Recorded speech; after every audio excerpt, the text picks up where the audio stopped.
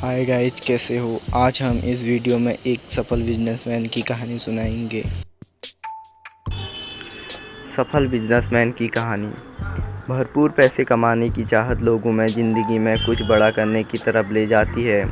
इसलिए अगर आप 9 to 5 जॉब से हटकर बिजनेस करने का सपना रखते हैं और ज़िंदगी में खूब नाम और पैसा कमाना चाहते हैं, तो आज हम आपके साथ कुछ ऐसी बिजनेसमैन की प्रेरणादायक कहानी साझा करेंगे जिन्होंने कठिन हालातों में भी सफल बिजनेसमैन बनने के अपने सपने को सच कर दिखाया।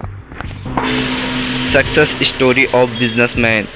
यह कहानी आपको जीवन में कभी भी हार न मानने और कम पैसों के बावजूद कैसे एक बड़े बिजनेस की नींव रखी जाती है समझने में मदद करेगी। इसलिए आपसे उम्मीद करता हूँ आप पूरा वीडियो ज़रूर देखें, क्योंकि ये कहानी काफ़ी इंटरेस्टेड है।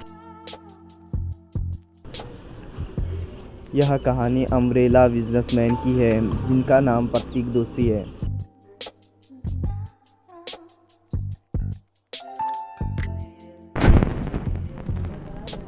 कॉलेज से ग्रेजुएट होने के बाद अधिकतर लोग जहां करियर में जॉब पाने के बारे में सोचते हैं, वहीं प्रतीक दोषी की सोच सबसे अलग थी।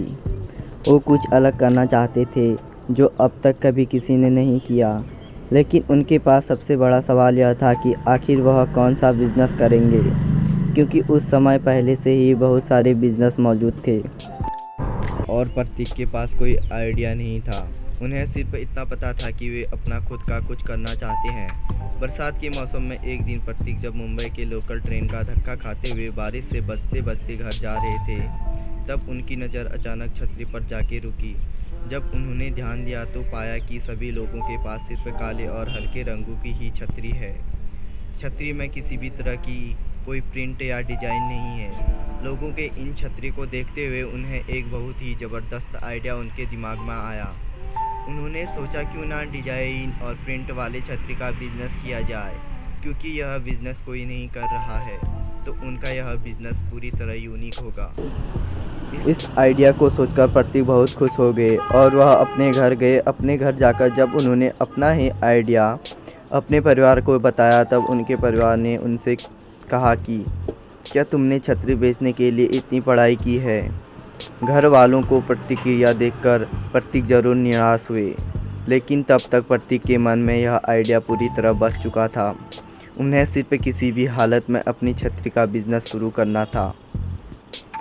जब प्रतीक अपने छतरी के बिजनेस के लिए ब्लूप्रिंट तैयार कर रहे थे, उनके दोस्त उनके घर आकर उनसे पूछते थे कि भाई तू क्या कर रहा है।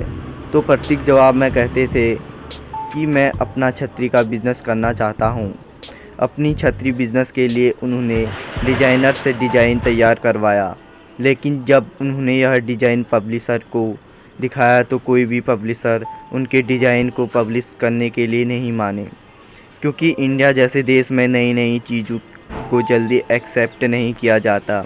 इसलिए कोई भी प्रतीक के डिज़ाइन को पब्लिश करने के लिए मान नहीं रहे थे। लेकिन प्रतीक हार नहीं मानी और एक के बाद एक पब्लिशर के पास जाते रहे।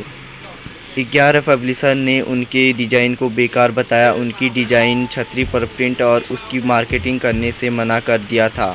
लेकिन 12वीं पब्लिशर को प्रतीक का आइडिया यूनिक और अलग लगा, जिसके कारण उन्होंने प्रतीक के डिज़ाइन को प्रिंट कर दिया और फिर उन्होंने मार्केटिंग का काम भी शुरू कर दिया। प्रतीक ने अपनी छतरी पर वड़ा पाव जैसे अलग अलग तरह के कई सारे डिज़ाइन प्रिंट करवाए। सारी छतरी प्रिंट हो जाने के बाद प्रतीक ने खुद मार्केटिंग का काम भी शुरू कर दिया। 6 महीने तक प्रतीक इस काम में जुटे रहे, लेकिन कड़ी मेहनत के बाद भी उन्होंने सिर्फ 800 छतरी ही बेचे थे। फिर उनके किसी दोस्त के बताने पर उन्होंने अपनी छतरी का बिजनेस ऑनलाइन ले जाने के बारे में सोचा। प्रतीक अपनी छतरी के बिजनेस पर अपना पूरा हाथ पैर मार लेना चाहते थे, ताकि बाद में उन्हें किसी भी तरह का कोई पछतावा ना रहे। प्रतीक कहते हैं कि बिज़नेस को ऑनलाइन ले जाने के लिए और मार्केटिंग करने के लिए 18 घंटे काम करते थे। वो कहते थे कि उस समय रावण की तरह उनके भी 10 सर थे, एक डिजाइनिंग में तो दूसरा मार्केटिंग में। अकेले वो सभी चीज़ों को संभाल रहे थे। अपने बिजनेस को ऑनलाइन ले जाने के बाद प्रतीक को बहुत डर रहा था कि कोई उनकी छतरी खरीदेगा भी नहीं। इसलिए उन्होंने अपने पिता से कहा कि प्लीज़ आप एक छतरी खरीद दीजिएगा। ताकि मुझे तसल्ली रहे कि मेरी एक छतरी बिक गई है। लेकिन जैसे ही उन्होंने अपना बिज़नेस ऑनलाइन किया और लोगों को उनकी छतरी के बारे में पता चला तो उनकी छतरी की सेल काफ़ी ज़्यादा बढ़ गई। कोलकाता, तमिलनाडु, गुजरात जैसे राज्यों में उनकी छतरी की बहुत डिमांड की गई। सिर्फ 2 सप्ताह में वे अमेज़न के छतरी बेचने वाले में बेस्ट सेलर की सूची में शामिल हो गए। इस तरह प्रतीक ने अपने छोटे से आइडिया एक मल्टी मिलियनियर बिजनेस बना दिया और एक सक्सेसफुल बिजनेसमैन बन गए। लेकिन उनका यह सफ़र बिल्कुल आसान नहीं था, क्योंकि किसी ने उनका साथ नहीं दिया और कई महीनों तक बिना किसी उम्मीद के मेहनत करने के बाद उन्हें वह मिला जिसकी उनको कल्पना भी नहीं थी। बिजनेस और सक्सेस ऐसी ही होती है। इसमें व्यक्ति को एक सही आइडिया पर लगातार काम करना होता है और उनकी मेहनत रंग जरूर आती है। प्रतीक दोषी हमेशा कहते हैं कि if you do hard work then it never goes in water. मतलब अगर आप लगातार मेहनत करेंगे तो आपकी मेहनत कभी भी पानी में नहीं जाएगी। अगर वीडियो अच्छी लगी हो तो अपने दोस्तों में शेयर और सब्सक्राइब ज़रूर करें। मिलते हैं नेक्स्ट वीडियो में। धन्यवाद।